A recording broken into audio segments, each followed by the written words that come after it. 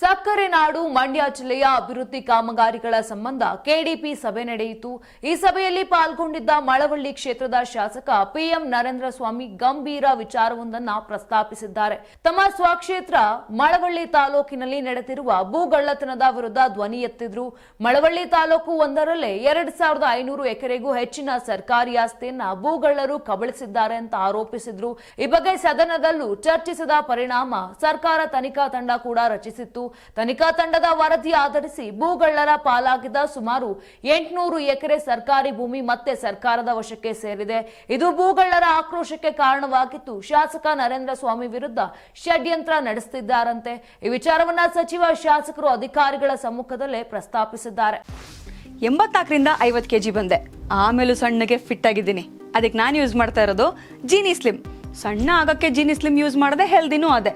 ನೀವು ಸಣ್ಣ ಆಗ್ಬೇಕಾ, ಹೆಲ್ದಿ ಆಗಬೇಕಾ? ಹಾಗಿದ್ರೆ ಜೀನಿ ಸ್ಲಿಮ್ ಯೂಸ್ ಮಾಡಿ.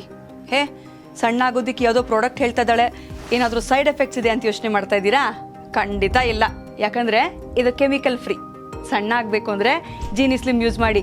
ಹೆಚ್ಚಿನ ಮಾಹಿತಿಗೆ ಕೆಳಗೆ ಡಿಸ್ಪ್ಲೇ ಆಗ್ತಿರೋ ನಂಬರ್ಗೆ ಕಾಲ್ ಮಾಡಿ.